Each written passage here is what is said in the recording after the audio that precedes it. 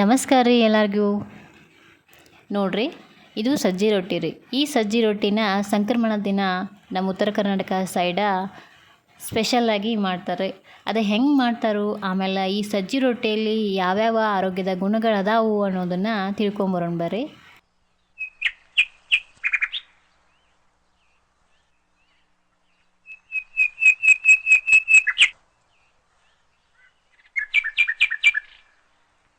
ನೋಡ್ರಿ, ನಾನಿಲ್ಲೇ ಸಜ್ಜಿ ರೊಟ್ಟಿ ಮಾಡೋಕೆ ಮೊದಲಿಗೆ 1 ಬೌಲ್ ಆಗುವಷ್ಟು ಸಜ್ಜಿ ಹಿಟ್ಟನ್ನು ತೊಗೊಂಡೇನಿ ರೀ. ಆಮೇಲೆ 1 ಬೌಲಿಗೆ ಒಂದು ಸ್ವಲ್ಪ ಕಡಿಮೆ 1/4 ಕಪ್ನಷ್ಟು ಅಕ್ಕಿ ಹಿಟ್ಟನ್ನು ತೊಗೊಂಡೇನಿ ರೀ. 1/4 ಕಪ್ನಷ್ಟು ಜೋಳದ ಹಿಟ್ಟನ್ನ ತೊಗೊಂಡೇನಿ ರೀ. ಜೋಳದ ಹಿಟ್ಟು ಅಕ್ಕಿ ಹಿಟ್ಟು ಆಪ್ಷನಲ್ ರೀ. ಬೇಕನ್ನೋರು ತೊಗೋಬೋದು, ಬೇಡನ್ನೋರು ಸಜ್ಜಿ ಹಿಟ್ಲೇನು ರೊಟ್ಟಿ ಮಾಡ್ಬೋದು ರೀ. ಸ್ವಲ್ಪ ಕಲರಿಗೆ ಅರಿಶಿನ ತೊಗೊಂಡೇನಿ ರೀ. ಆಮೇಲೆ ರೊಟ್ಟಿಗೆ ಮೇಲ್ಗಡೆ ಹಚ್ಚಾಕ ಬಿಳಿ ಎಳ್ಳನ್ನು ತೊಗೊಂಡೇನಿ ರೀ.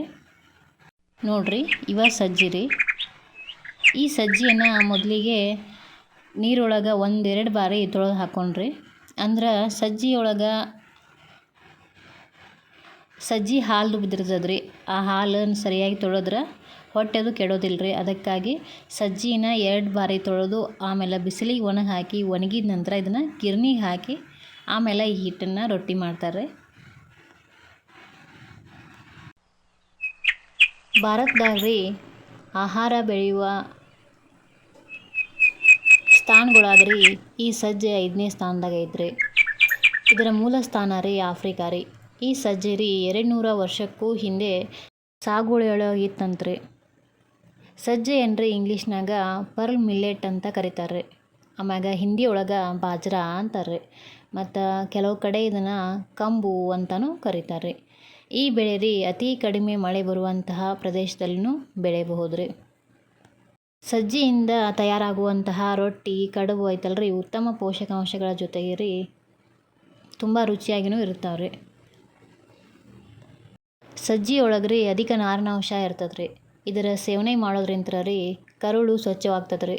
ಆಮೇಲೆ ರೀ ರಕ್ತದೊತ್ತಡ ಮತ್ತು ಸಕ್ಕರೆ ಪ್ರಮಾಣ ರಕ್ತದಲ್ಲಿ ಕಡಿಮೆ ಆಗ್ತದೆ ರೀ. ಮತ್ತು ರೀ ಸಜ್ಜೆ ಒಳಗೆ ಕ್ಯಾಲ್ಸಿಯಂ ಅಂಶ ಇರ್ತದೆ ರೀ. ಕ್ಯಾಲ್ಸಿಯಂ ಅಂಶ ಇರೋದ್ರಿಂದ ಮೂಳೆಗಳ ಆರೋಗ್ಯಕ್ಕೂ ತುಂಬ ಒಳ್ಳೇದು ರೀ. ನಮ್ಮ ಮೂಳೆಗಳ ಆರೋಗ್ಯಕ್ಕೆ ರೀ ಸರಾಸರಿ 500 ಮಿಲಿಗ್ರಾಮ್ ಮತ್ತು 1000 ಮಿಲಿಗ್ರಾಮ್ ಕ್ಯಾಲ್ಸಿಯಂ ಅಗತ್ಯ ಇರ್ತದೆ ರೀ ಒಂದೊಂದು ದಿನಕ್ಕೆ ರೀ. ಅದು ಗರ್ಭಿಣಿಯರಲ್ಲಿ ಬೆಳೆಯುವ ಮಕ್ಕಳಲ್ರಿ ಹಾಗೂ ವೃದ್ಧರಲ್ರಿ ಅಧಿಕ ಕ್ಯಾಲ್ಸಿಯಂ ಬೇಕು ರೀ. ಹೀಗಾಗಿ ಈ ಸಜ್ಜೆಯನ್ನು ಸೇವನೆ ಮಾಡೋದು ತುಂಬ ಒಳ್ಳೆಯದು ಅಂತ ಹೇಳ್ಬೋದು ರೀ. ನೋಡ್ರಿ, 1 ಬೌಲ್ ಆಗುವಷ್ಟು ಸಜ್ಜೆ ಹಿಟ್ಟನ್ನು ಜರಡಿ ಹಿಡ್ಕೊಂಡು ಇಟ್ಕೋತೀನಿ ರೀ. ಇದಕ್ಕೆ 1/4 ಭಾಗದಷ್ಟು ಜೋಳದ ಹಿಟ್ಟನ್ನು ಹಾಕ್ತೇನೆ ರೀ.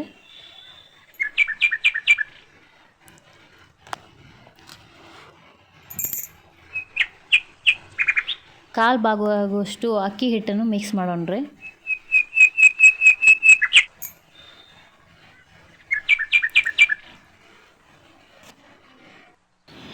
ಇವಾಗ ರೀ ಸಜ್ಜೆ ಹಿಟ್ಟನ್ನು, ಅಕ್ಕಿ ಹಿಟ್ಟನ್ನು, ಆಮೇಲೆ ಜೋಳದ ಹಿಟ್ಟನ್ನು ಜರಿ ಹಿಡ್ಕೊಂಡಾಗೈತೆ ರೀ.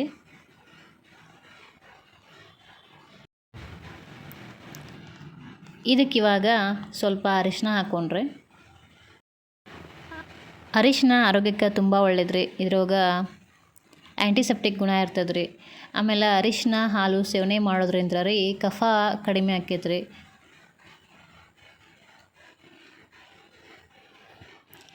ಬೋನ್ಸಿಗೂ ತುಂಬ ಒಳ್ಳೇದು ರೀ. ಅದಕ್ಕಾಗಿ ಅರಿಶಿನವನ್ನು ಈ ಸಜ್ಜೆ ಹಿಟ್ಟಿನಲ್ಲಿ ಆ್ಯಡ್ ಮಾಡತ್ತೇವೆ ನೋಡ್ರಿ. ಸಜ್ಜೆ ಹಿಟ್ಟನ್ನು ರೊಟ್ಟಿ ಮಾಡಿದಾಗ ಗ್ರೀನ್ ಕಲರ್ ಬರ್ತಾವ್ರಿ ರೊಟ್ಟಿ, ಹಸಿರು ಕಲರ. ಸ್ವಲ್ಪ ಕಲರ್ ಚೇಂಜ್ ಆಗಲಿ ಅನ್ನೋ ಕಾರಣಕ್ಕೂ ಅರಿಶಿನವನ್ನು ಆ್ಯಡ್ ಮಾಡ್ಕೊಂಡಿವ್ರಿ. ಇವಾಗ ಇದಕ್ಕೆ ಕುದಿಯುವಂಥ ನೀರನ್ನು ಹಾಕ್ಬೇಕು ರೀ. ನಾವು ಜೋಳದ ರೊಟ್ಟಿ ಮಾಡುವಾಗ ಯಾವ ರೀತಿ ನೀರನ್ನು ಬಿಸಿ ಮಾಡ್ತೀವಲ್ರಿ, ಅದೇ ರೀತಿ ಸಜ್ಜಿ ರೊಟ್ಟಿ ಮಾಡುವಾಗಲೂ ನೀರನ್ನು ಬಿಸಿ ಮಾಡಿ ಇದಕ್ಕೆ ಹಾಕ್ಬೇಕು ರೀ. ತಣ್ಣೀರು ಹಾಕೋದ್ರಿಂದ ರೊಟ್ಟಿ ಸರಿಯಾಗಿ ಬರೋದಿಲ್ಲ ರೀ. ಆದಷ್ಟು ನೀರು ಈ ರೀತಿ ಕುದೀತಾ ಇರ್ಬೇಕು ರೀ. ಕುದಿಯುವಂಥ ನೀರನ್ನು ಈ ಹಿಟ್ಟಿಗೆ ಮಿಕ್ಸ್ ಮಾಡಿಕೊಂಡ್ರೆ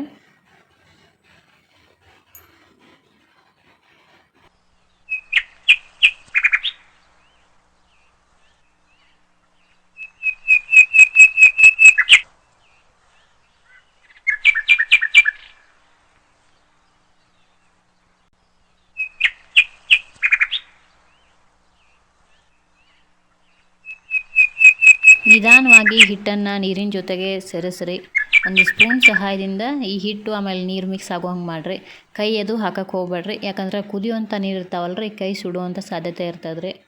ಆದಷ್ಟು ಸ್ಪೂನ್ ಸಹಾಯದಿಂದ ಈ ರೀತಿ ಹಿಟ್ಟು ಆಮೇಲೆ ನೀರು ಮಿಕ್ಸ್ ಆಗೋ ರೀತಿ ಕಲಸ್ರಿ. ಆರಿದ ನಂತರ ನಿಧಾನವಾಗಿ ಸರಿಯಾಗಿ ನಾದಕ್ಕೆ ಬರ್ತದೆ ರೀ. ಅಂದ್ರೆ ಬಿಸಿನೀರು ಹಾಕೋದ್ರಿಂದ ರೀ ಹಿಟ್ಟು ಜಿಗಿಟ್ ಬರ್ತದೆ ರೀ, ಹೀಗಾಗಿ ರೊಟ್ಟಿ ಚೆನ್ನಾಗಿ ಬರ್ತಾವೆ ರೀ, ರೊಟ್ಟಿ ಕಟ್ ಆಗೋದಿಲ್ಲ ರೀ. ಆದಷ್ಟು ಬಿಸಿನೀರು ಹಾಕಿರಿ. ಆಮೇಲೆ ಎಷ್ಟು ನೀವು ಮಾಡ್ತಿರಲ್ಲ, ಒಂದು 10 ರೊಟ್ಟಿ ಆಗುವಷ್ಟು ಮಾತ್ರ ಈ ರೀತಿ ಹಾಕೋರಿ ನೀರನ್ನು. ಜಾಸ್ತಿ ಒಮ್ಗೆ ಹಾಕ್ಕೊಂಡ್ರೆ ಹಿಟ್ಟು ತೆಳ್ಳಗಾಗ್ತದೆ ರೀ. ಆದಷ್ಟು ಕಡಿಮೆ ಹಿಟ್ಟನ್ನು ಹಾಕ್ಕೊಂಡು ಈ ರೀತಿ ಮಾಡಿರಿ. ನಾನು 1 ಬೌಲ್ ಆಗುವಷ್ಟು ಮಾತ್ರ ಮಾಡಿ ತೋರ್ಸಕತ್ತೇನೆ ರೀ.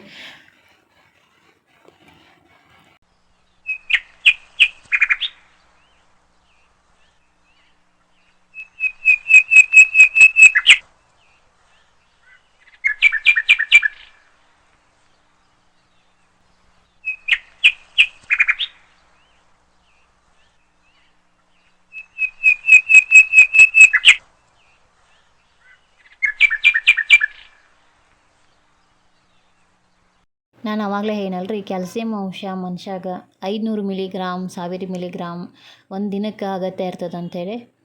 ಇದೇನಾದರೂ ಕಡಿಮೆ ಆದ್ರೆ ಮೂಳೆಗಳ ಆರೋಗ್ಯನೂ ಕಡಿಮೆ ಆಕೈತೆ ರೀ. ಹೀಗಾಗಿ ರೀ ಆಸ್ಟಿಯೋಪೊರೋಸಿಸ್ ರೀ, ಆಮೇಲೆ ಬೆನ್ನು ನೋವು ರೀ, ಕಾಲು ನೋವು ರೀ ಇತ್ಯಾದಿ ಸಂಕಷ್ಟಗಳನ್ನು ಅನುಭವಿಸ್ಬೋದು ರೀ. ಆದ್ದರಿಂದ ದಿನನಿತ್ಯ ಸಜ್ಜಿ ರೊಟ್ಟಿಯನ್ನು ಸೇವನೆ ಮಾಡೋದು ತುಂಬ ಒಳ್ಳೇದು ರೀ. ಈ ರೀತಿ ಏನಾದರೂ ಸೇವನೆ ಮಾಡಾಕತ್ರ ನಮ್ಮ ದೇಹದಲ್ಲಿರುವಂತಹ ಕೊಬ್ಬಿನ ಅಂಶ ಕಡಿಮೆ ಆಗ್ತದೆ ರೀ. ತೂಕ ಹಾಗೂ ಆರೋಗ್ಯದಾಗ ಉತ್ತಮ ಫಲಿತಾಂಶವನ್ನು ನಾವು ಪಡಿಬಹುದು ರೀ. ಆಮೇಲೆ ರೀ ಸಜ್ಜಿಯೊಳಗೆ ರೋಗ ನಿರೋಧಕ ಶಕ್ತಿ ಬಲಪಡಿಸುವಂತಹ ಗುಣ ಇರ್ತದೆ ರೀ. ಇದು ದೇಹದಲ್ಲಿರುವಂತಹ ವಿಷವನ್ನು ಹೊರಹಾಕ್ತದೆ ರೀ. ಮೂತ್ರಪಿಂಡ ಮತ್ತು ಯಕೃತಿಯೊಳಗೆ ಸಂಬಂಧಿಸಿದಂಥ ಸಮಸ್ಯೆಗಳನ್ನು ಇದು ತಡಿತದೆ ರೀ. ಅದ್ರ ಜೊತೆಗೆ ರೀ ನಮ್ಮ ದೇಹದೊಳಗೆ ಪ್ರತಿರಕ್ಷಣಾ ವ್ಯವಸ್ಥೆಯನ್ನು ಬಲಗೊಳಿಸ್ತದೆ ರೀ. ಹೃದಯದ ಆರೋಗ್ಯವನ್ನು ಕಾಪಾಡ್ತೈತೆ ರೀ. ಮ್ಯಾಗ್ನೇಷಿಯಮ ಪೊಟ್ಯಾಸಿಯಮ ಸಜ್ಜಿಯೊಳಗೆ ಹೇರಳವಾಗಿ ಕಂಡು ಬರ್ತಾವೆ ರೀ. ನೋಡಿರಿ, ಸಜ್ಜಿ ರೊಟ್ಟಿ ಮಾಡೋಕೆ ನಾನು 1 ರೊಟ್ಟಿ ಒಳಗೆ ಹಿಟ್ಟು ತೊಗೋತೀವಲ್ಲ ರೀ, ಆ ಹಿಟ್ಟಿನೊಳಗೆ ಅರ್ಧ ಭಾಗದಷ್ಟು ಹಿಟ್ಟನ್ನು ತೊಗೊಂಡೇನಿ ರೀ. ಕಡಿಮೆ ಭಾಗದಷ್ಟು ಹಿಟ್ಟನ್ನ ತೊಗೋರಿ, ಅಂದ್ರೆ ರೊಟ್ಟಿ ತೆಳ್ಳಗೆ ಬರ್ತಾವೆ ರೀ. ಈ ರೊಟ್ಟಿ ಹಿಟ್ಟಿಗೆ 2 ಭಾಗದೊಳಗೆ ಬಿಳಿ ಎಳ್ಳನ್ನು ಹಚ್ತಾ ಇದ್ದೇನೆ ರೀ. ಇವಾಗ ಇದನ್ನು ಕೈ ಸಹಾಯದಿಂದ ತಟ್ಟೋಣ್ರಿ.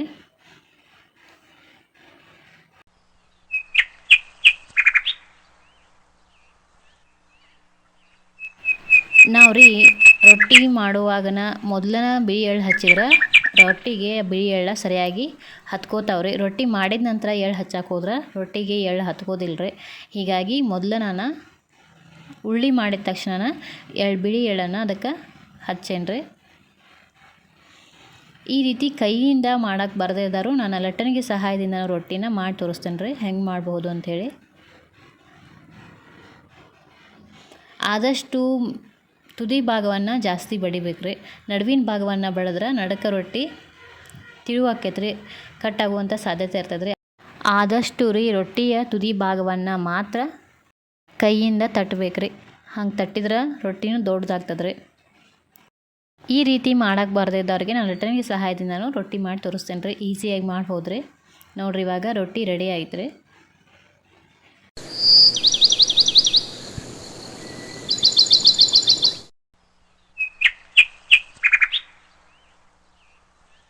ಆಗಾಗ ಕೈಗೆ ಒಣ ಹಿಟ್ಟನ್ನು ಹಚ್ಕೊಂಡು ರೊಟ್ಟಿ ಮಾಡಿರಿ, ಅಂದರೆ ಕೈಗೆ ರೊಟ್ಟಿ ಅಂಟೋದಿಲ್ಲ ರೀ.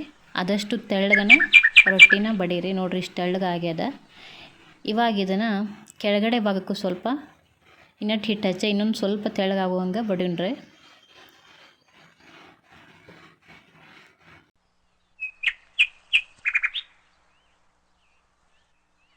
ಸಜ್ಜಿ ರೊಟ್ಟಿ ತೆಳ್ಳಗಾದಷ್ಟು ಬಿರುಸು ಹಾಕ್ಕಾವ್ರಿ, ರುಚಿನೂ ಹಾಕ್ಕಾವ್ರಿ. ಆದಷ್ಟು ತೆಳ್ಳಗನ ರೊಟ್ಟಿನ ತಟ್ಟಬೇಕ್ರಿ. ಇದನ್ನು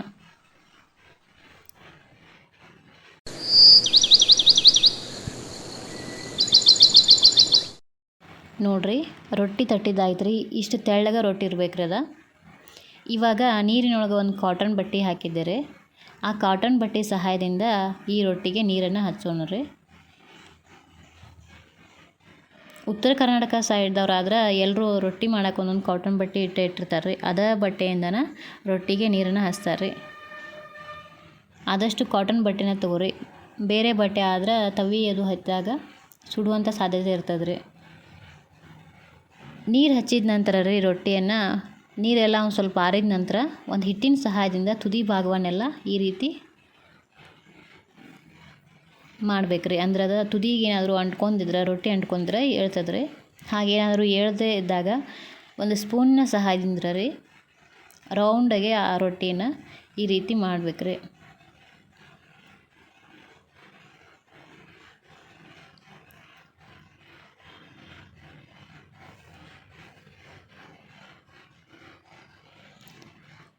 ತವಿಗೇನಾದರೂ ರೊಟ್ಟಿ ಅಂಟ್ಕೊಂಡಿದ್ರೆ ಈ ರೀತಿ ಸ್ಪೂನಿನ ಸಹಾಯದಿಂದ ಮಾಡಿದ್ರೆ ರೊಟ್ಟಿ ಹೇಳ್ತದ್ರಿ. ಈ ರೊಟ್ಟಿನ ಬೇಯಿಸುವಾಗ ರೀ ಉರಿನ ಸಣ್ಣಗೆ ಇಡ್ರಿ, ಸ್ಲೋ ಒಳಗಿಡ್ರಿ. ಅಂದ್ರೆ ರೊಟ್ಟಿ ಹೊತ್ತೋದಿಲ್ರಿ. ತೆಳ್ಳಗಿರ್ತದಲ್ರಿ ರೊಟ್ಟಿ. ನೀವೇನಾದರೂ ಗ್ಯಾಸನ್ನು ಜೋರಿಟ್ರೆ ರೊಟ್ಟಿ ಹೊತ್ತುವಂಥ ಸಾಧ್ಯತೆ ಇರ್ತದೆ ರೀ. ಈ ಸಜ್ಜಿ ರೊಟ್ಟಿನ ಒಲೆ ಮ್ಯಾಗ ಮಾಡಿದ್ರೆ ತುಂಬ ಚೆನ್ನಾಗಿ ಬರ್ತದೆ ರೀ. ಇವಾಗ ನೋಡಿರಿ ಗ್ಯಾಸಿನ ಮ್ಯಾಗ ಮಾಡಿದ ಉರಿನ ಸ್ವಲ್ಪ ಸಣ್ಣದಾಗಿ ಇಟ್ಟಿದ್ದೆ ರೀ. ನಡುವಿನ ಭಾಗ ಮಾತ್ರ ಉರಿ ಇದ್ದಕ್ಕಾಗ್ರಿ ನಡುವಿನ ರೊಟ್ಟಿ ಮಾತ್ರ ಬೆಂದದ್ರಿ. ಸುತ್ತು ಕಡೆ ರೊಟ್ಟಿ ಬೆಂದಿಲ್ರಿ. ಹೀಗಾಗಿ ತುದಿಗೆ ಸ್ವಲ್ಪ ರೊಟ್ಟಿ ಕಟ್ಟಾಯ್ತು ರೀ. ಅದು ಒಲೆ ಮ್ಯಾಗದು ಮಾಡಿದ್ರೆ ಕಟ್ಟಿಗೆ ಸೌದೆ ಒಲೆ ಮ್ಯಾಗ ಏನಾದರೂ ಮಾಡಿದರೆ ಚೆನ್ನಾಗಿ ಬರ್ತಾವ್ರಿ. ಇದನ್ನು ಆಮೇಲೆ ತುದಿ ಭಾಗವನ್ನು ಸರಿಯಾಗಿ ಬೇಯಿಸ್ಕೋತೇನೆ ರೀ.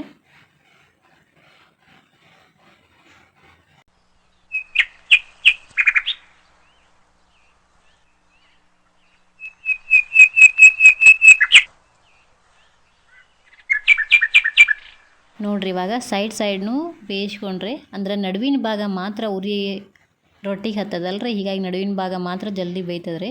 ಸುತ್ತು ಕಡೆ ಭಾಗ ಸರಿಯಾಗಿ ಬೇಯೋದಿಲ್ರಿ. ಹೀಗಾಗಿ ಈ ರೀತಿ ನಡುವನೇ ಅದನ್ನು ರೊಟ್ಟಿ ತುದಿ ಇಟ್ಟಿಟ್ಟು ಸರಿಯಾಗಿ ಬೇಯಿಸ್ಕೊಳ್ಳೋಣ್ರಿ.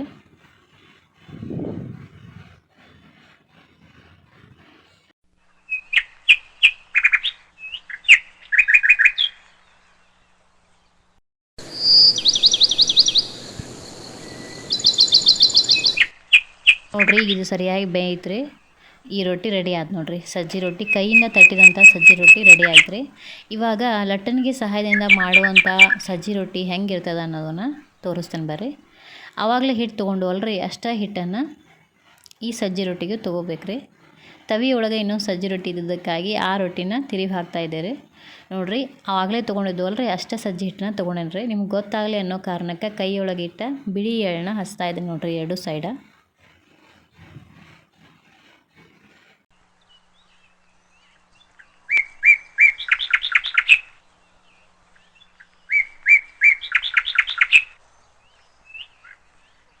ನೋಡಿರಿ ಈ ರೀತಿ ಎರಡು ಸೈಡ್ ಬಿಳಿ ಎಳ್ಳನ್ನು ಹಚ್ಚಿ ಆಯ್ತು ರೀ. ಇವಾಗ ಇದಕ್ಕೆ ಒಣ ಹಿಟ್ಟನ್ನು ಕೆಳಗಡೆ ಆಮೇಲೆ ನಾವು ಉಳ್ಳಿ ಮಾಡಿದ್ವಲ್ರಿ ಅದ್ರ ಮೇಲ್ಗಡೆ ಹಿಟ್ಟನ್ನು ಹಾಕಿ ಆಮೇಲೆ ಒಂದು ಸ್ವಲ್ಪ ಕೈಯಿಂದ ತಟ್ಕೊಳ್ಳೋಣ್ರಿ. ಅಂದ್ರೆ ಲಟ್ಟಣಿಗೆ ಸಹಾಯದಿಂದ ಮಾಡೋಕೆ ಗಾವ್ ಆಕೈತಿ ಅನ್ನೋ ಕಾರಣಕ್ಕೆ ರೀ. ನೋಡಿರಿ ಇವಾಗ ಉಳ್ಳಿಯ ಮೇಲ್ಗಡೆ ಕೆಳಗಡೆ ಸರಿಯಾಗಿ ಒಣ ಹಿಟ್ಟನ್ನು ಹಚ್ಚಿದ್ದವಲ್ರಿ. ಲಟ್ಟಣಿಗೆ ಏನು ಹಿಟ್ಟು ಹತ್ತೋದಿಲ್ರಿ. ಲಟ್ಟಣಿಗೂ ಸ್ವಲ್ಪ ಒಣ ಹಿಟ್ಟನ್ನು ಹಚ್ಕೊಳ್ತು ಬರೀ ಆಗಾಗ. ನೋಡಿರಿ ಇವಾಗ ಮತ್ತೊಮ್ಮೆ ಒಣ ಹಿಟ್ಟನ್ನು ಹಚ್ತಾ ಇದ್ದೇನೆ ರೀ. ನಿಧಾನವಾಗಿ ತುದಿ ಭಾಗವನ್ನು ಮಾತ್ರ ಲಟ್ಟಿಸ್ರಿ. ನಡುವಿನ ಭಾಗ ಜಾಸ್ತಿ ಲಟ್ಸಕ್ಕೆ ಹೋಗ್ಬೇಡ್ರಿ. ತುದಿ ಭಾಗ ಇವಾಗ ಚಪಾತಿ ಮಾಡುವಾಗ ಲಟ್ಟಿಸ್ತೇವಲ್ರಿ ಅದೇ ರೀತಿ ಲಟ್ಟಿಸ್ಬೇಕ್ರಿ. ಆ ಹಿಟ್ಟು ಸ್ವಲ್ಪ ಮೃದು ಇರ್ತದಲ್ರಿ, ನಿಧಾನಕ್ಕೆ ಲಟ್ಟಿಸ್ರಿ. ಆದಷ್ಟು ಭಾರ ಹಾಕಕ್ಕೆ ಹೋಗ್ಬೇಡ್ರಿ. ತುದಿ ಭಾಗವನ್ನು ಲಟ್ಸಿದ್ರೆ ಸಜ್ಜಿ ರೊಟ್ಟಿ ರೆಡಿ ಆಯ್ತು ರೀ.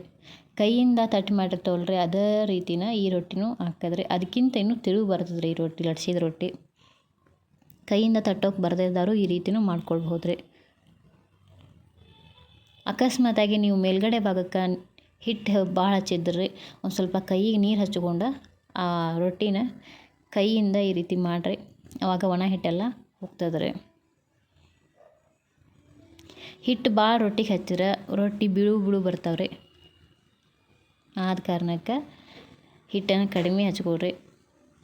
ನೋಡಿರಿ ತುದಿ ಭಾಗಕ್ಕೆ ಜಾಸ್ತಿ ಒತ್ತು ಕೊಟ್ಟು ಲಟ್ಸಿದ್ರೆ ಈ ರೀತಿ ಕಟ್ಟಾಗುವಂಥ ಸಾಧ್ಯತೆ ಇರ್ತದೆ ರೀ. ಆದಷ್ಟು ನಿಧಾನವಾಗಿ ಲಟ್ಟಿಸ್ರಿ. ಲಟ್ಸಿದಾದ ನಂತರ ಒಂದು ಕೈಯಿಂದ ನೀರು ಹಚ್ಚಿದಕ್ಕೆ ಸರಿಯಾಗಿ ಇನ್ನೊಮ್ಮೆ ಕೈಯಿಂದ ಆಡಿಸ್ರಿ. ಅಂದ್ರೆ ಒಣ ಹಿಟ್ಟಿದ್ರೂ ಅದು ಹೋಗ್ತದ್ರಿ.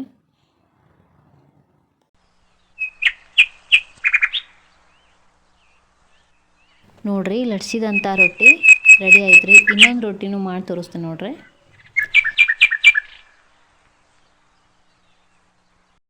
ಸಜ್ಜಿ ರೊಟ್ಟಿಯ ಎರಡೂ ಭಾಗಕ್ಕೂ ಬಿಳಿ ಎಳ್ಳನ್ನು ಹಚ್ತಾರೆ ರೀ. ಹೀಗಾಗಿ ಬಿಳಿ ಎಳ್ಳನ್ನು ಮೊದಲಿಗೆ ಈ ರೀತಿ ಹಚ್ಕೋರಿ. ಹಚ್ಚಿದ ನಂತರ ಇದಕ್ಕೆ 2 ಸೈಡ್ ಒಣ ಹಿಟ್ಟನ್ನು ಹಾಕಬೇಕ್ರಿ.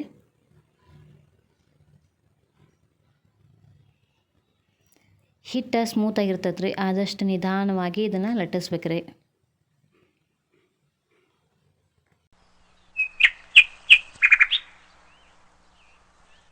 ಆದಷ್ಟು ತುದಿ ಭಾಗವನ್ನು ಮಾತ್ರ ಲಟ್ಟಿಸ್ರಿ.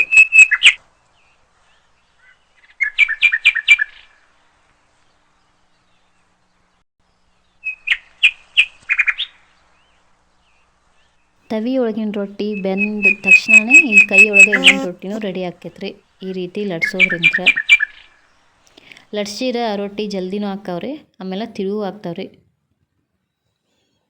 ಆದಷ್ಟು ನಿಧಾನವಾಗಿ ತುದಿ ಭಾಗವನ್ನು ಮಾತ್ರ ಲಟ್ಟಿಸ್ರಿ.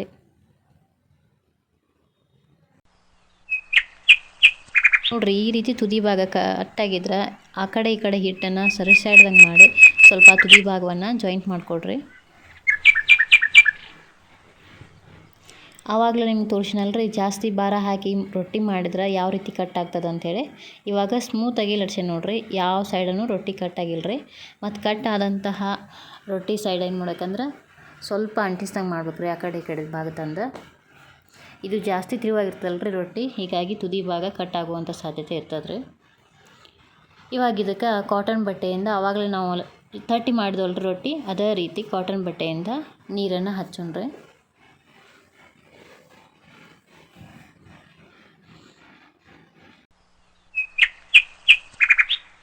ಹಚ್ಚುವಾಗ ನಿಧಾನವಾಗಿ ಹಚ್ಚಿರಿ, ಇಲ್ಲ ರೊಟ್ಟಿ ಕಟ್ ಆಗುವಂಥ ಸಾಧ್ಯತೆ ಇರ್ತದೆ ರೀ.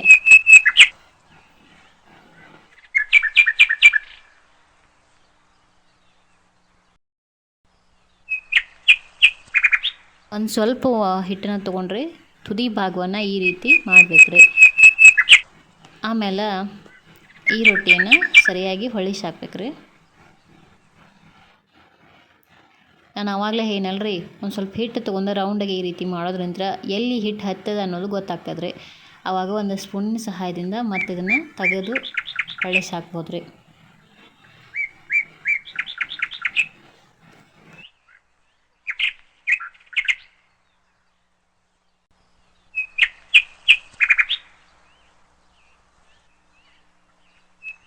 ನೋಡಿರಿ, ಇವಾಗ ಹೊಳಿಸಿ ಹಾಕಿದ್ದೀವಿ. ಈ ರೊಟ್ಟಿ ಕೂಡ ರೆಡಿ ಆಗಾಕತ್ತೈತ್ರಿ. ಈ ವಿಡಿಯೋ ನಿಮ್ಗೆ ಇಷ್ಟ ಆದ್ರೆ ಲೈಕ್ ಮಾಡೋದನ್ನು ಮರಿಬೇಡ್ರಿ, ಸಬ್ಸ್ಕ್ರೈಬ್ ಮಾಡೋದನ್ನು ಮರಿಬೇಡ್ರಿ. ಯಾರಾದರೂ ಹೊಸಬ್ರು ನಮ್ಮ ವಿಡಿಯೋನ ನೋಡ್ತಾ ಇದ್ರೆ ಸಬ್ಸ್ಕ್ರೈಬ್ ಮಾಡಿಕೊಡ್ರಿ. ಪಕ್ಕದಲ್ಲಿರುವಂಥ ಬೆಲ್ ಬಟನ್ನ ಟಚ್ ಮಾಡಿರಿ. ಯಾವುದಾದ್ರೂ ಹೊಸ ವಿಡಿಯೋ ನಾವು ಹಾಕಿದ್ರೆ ಫಸ್ಟ್ ನೋಟಿಫಿಕೇಷನ್ ನಿಮ್ಗೆ ಬರ್ತದೆ ರೀ. ಫಸ್ಟ್ ವಿಡಿಯೋ ನೀವೇ ನೋಡ್ಬೋದು ರೀ. ಈ ವಿಡಿಯೋ ಹೇಗಾಗಿದೆ ಅನ್ನೋದ್ರ ಬಗ್ಗೆ ನಿಮ್ಮ ಅಭಿಪ್ರಾಯವನ್ರಿ ಕಮೆಂಟಾಗಿ ತಿಳಿಸ್ರಿ. ನಮ್ಮ ಇನ್ನಷ್ಟು ವಿಡಿಯೋಗಳಿಗಾಗಿ ನಿಮ್ಗೆ ಪ್ರೋತ್ಸಾಹವನ್ನು ನೀಡಲಿಕ್ಕೆ ಆದಷ್ಟು ಲೈಕ್ ಮಾಡಿರಿ. ಮತ್ತು ಯಾರಿಗಾದರೂ ಈ ವಿಡಿಯೋ ಉಪಯುಕ್ತ ಅಂತ ಅನಿಸಿದ್ರೆ ಶೇರ್ ಮಾಡಿರಿ.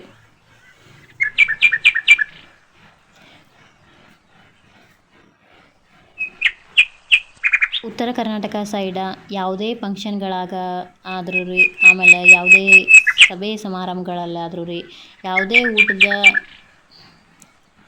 ಫಂಕ್ಷನ್ಗಳಲ್ಲಾದರೂ ರೀ ಈ ಸಜ್ಜಿ ರೊಟ್ಟಿ ಕಾಯಮಾಗಿರ್ತದೆ ರೀ. ನಾವು ಇದನ್ನು ಸಂಕ್ರಮಣದ ದಿವಸ ಸ್ಪೆಷಲಾಗಿ ನಮ್ಮ ಕಡೆ ಮಾಡ್ತಾರೆ ರೀ. ಇದ್ರ ಜೊತೆಗೆ ಚಟ್ನಿಗಳನ್ನು ಮಾಡ್ತಾರೆ ರೀ. ಗುರೆಳ್ಳು ಚಟ್ನಿ, ಶೇಂಗಾ ಚಟ್ನಿ, ಆಮೇಲೆ ಕೆಂಪು ಚಟ್ನಿ ಅಂತ ತುಂಬ ಚಟ್ನಿಗಳು ಮಾಡ್ತಾರೆ ರೀ. ಆ ಚಟ್ನಿಗಳ ರೆಸಿಪಿನೂ ಕೂಡ ಹಾಕಿದ್ದೇನೆ ರೀ. ಯಾರಿಗಾದರೂ ಬೇಕಂತ ಅನಿಸಿದ್ರೆ ಹೋಗಿ ನೋಡ್ಕೊಂಡು ಬರ್ರಿ. ಕೆಳಗಡೆ ಲಿಂಕ್ ಹಾಕಿರ್ತೀನಿ ರೀ. ಇಷ್ಟೊತ್ತವರೆಗೂ ಸ್ಕಿಪ್ ಮಾಡದೆ ನೋಡಿದಂಥ ಪ್ರತಿಯೊಬ್ಬರಿಗೂ ತುಂಬ ಹೃದಯದ ಧನ್ಯವಾದಗಳು ರೀ. ಹೀಗೆ ಮತ್ತಷ್ಟು ಹೊಸ ವಿಡಿಯೋಗಳಿಗಾಗಿ ನಮ್ಗೆ ಪ್ರೋತ್ಸಾಹವನ್ನು ನೀಡಿರಿ. ಎಲ್ಲರಿಗೂ ಧನ್ಯವಾದಗಳು ರೀ.